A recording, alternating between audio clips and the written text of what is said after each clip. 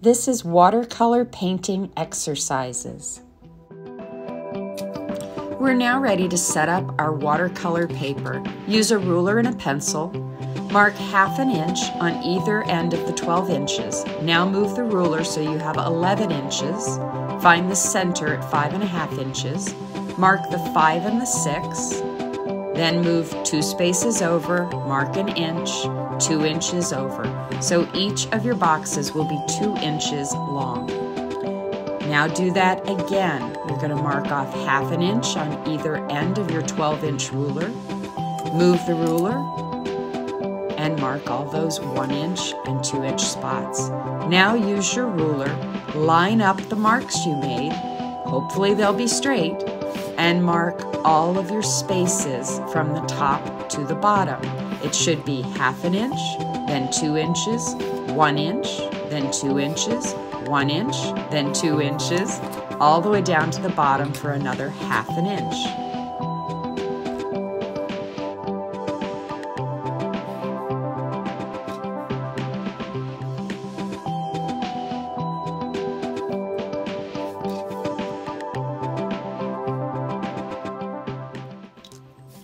Now across the 9-inch part of my paper, I find the center and mark 1 inch in the center of the paper. Now I'm using my ruler to do another set of marks that are 1 inch in the middle of the paper and connecting those lines. So now I have 1 inch dividing the middle of my paper. Your ruler is 1 inch wide. And so use your ruler along the edge of the paper to draw 1 inch margin on one side and a 1 inch margin on the other. Your boxes should now be 1 inch margin on the sides, 1 inch margin in the middle, and 3 inches across for your boxes and 2 inches down. You now have 8 large boxes that are 3 inches wide and 2 inches down. Under each of your boxes, you're going to label that box. So number 1, we're labeling wash with splatter. Number 2, layering, glazing, and dry brush. Number 3,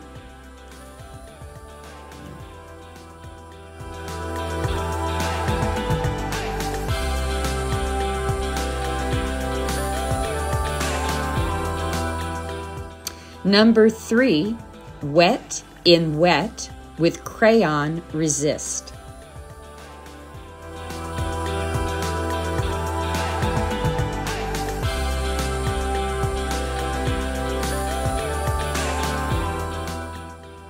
Number 4 is blotting with a paper towel.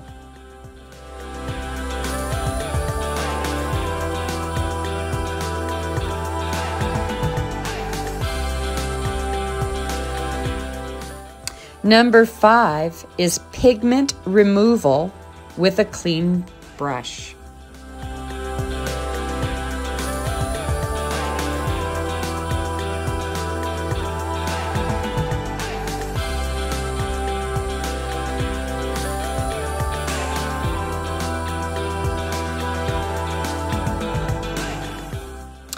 And number 6 will be alcohol drops on wet in wet.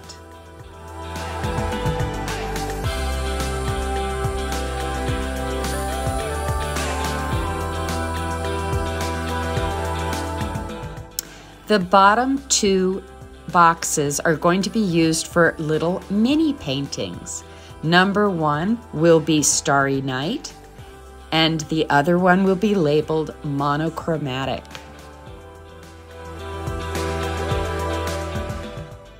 If you have any questions, please reference the Google document. We're starting with number 1 for a nice flat wash. We're using our watercolor set, a brush, paper towel, and water.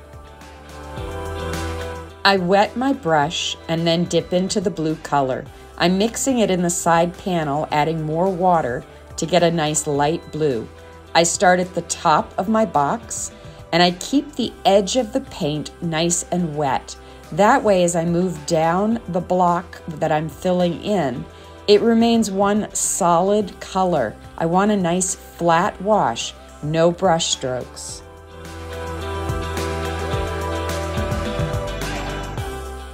We'll come back to the flat wash later. Now let's go to number 2. Using a brush and just water, wet that section. Now I'm going to use green. So I'm going to mix a little bit of green in the side panel with some water. And you can dab this into the wet, or you can brush it onto the wet area. But I'm not filling the whole block with the green, just creating a green layer. Now we're going to move on to number 3 and let number 2 dry. So we're going to do a wet and wet with crayon resist. So first I'm going to take a crayon. I've chosen to use yellow so you can see it clearly. And I'm going to create a spider web with the yellow crayon in my box.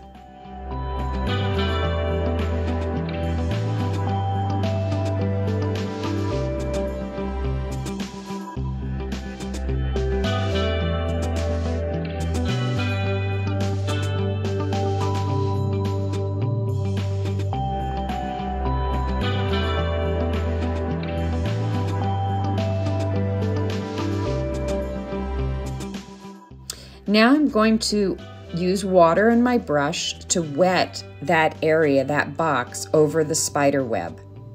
So first add the water so you have a wet surface to work on. And then I'm going to use different colors around the spider web. You can use different colors, or you can choose to just use one color to fill in.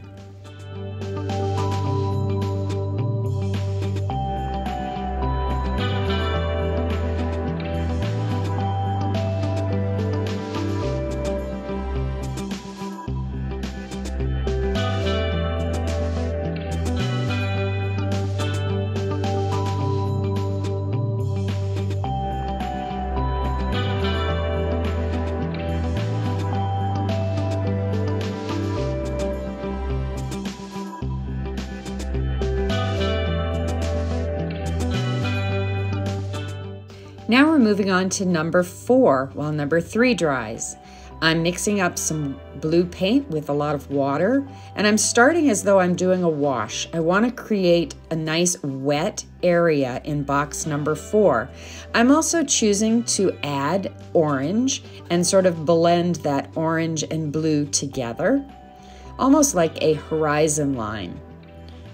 Then I'm going to take my paper towel, crumple up a little bit of it, and blot some of the paint so the watercolor paint will come up.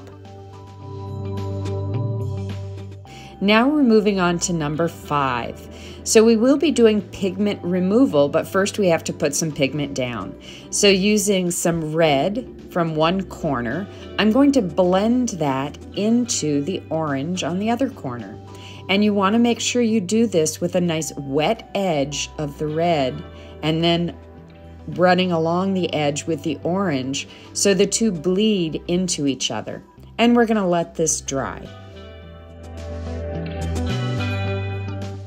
For number 6 with the alcohol drops, I'm going to first wet that box and lay in some color.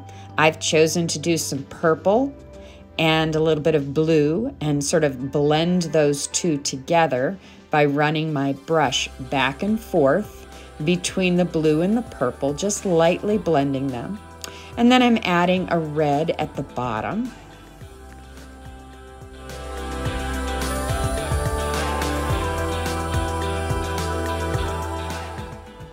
Now using some rubbing alcohol, I'm going to use that rubbing alcohol and drop some drops of rubbing alcohol right onto my painting, and I'm going to let that dry. You could also use a cotton swab to place the alcohol on your painting.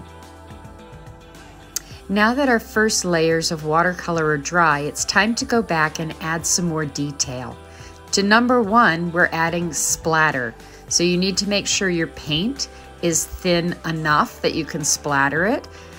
You could also use a piece of paper to block off the other areas so you don't get splatter everywhere. Number 2, we're adding a glazing or a second layer of color to create depth for our trees. If you wet just water your paper and blot again, as I'm doing in number 4 and number 5, it lifts some of the watercolor off the paper, which is very helpful when you need to lift some of the color off. And number 6, I'm adding a permanent marker over the watercolor to add detail, and these were bubbles. So number 2 is now dry, and I'm going to use my brush dried off, so it's pretty much a dry brush, and I've got a tiny bit of water that I'm using in the watercolor, and I'm using that on top to create details of my pine trees. Now we're going to paint 2 mini paintings at the bottom. Number 1, you're going to wet the box and then add your cool colors at the top, purples and blues, and at the bottom you're going to add yellows and oranges in that very wet section, and then dab in some black around the edges and let it all just blend together and flow together. While painting 1 dries, we're going to work on number 2. So I'm using a light blue in the sky, and then I'm dabbing it with a paper towel to dry it and also add some clouds.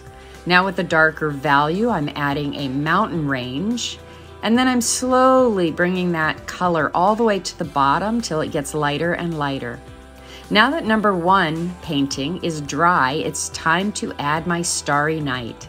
So I'm taking white watercolor and a toothbrush, and I'm spreading those stars across my night sky.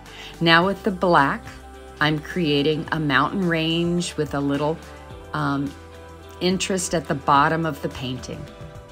Now that painting number 2 is dry, I'm going to use a very dark value of my blue, which is almost no water, just directly from the pan to create the shadows on one side of my mountains.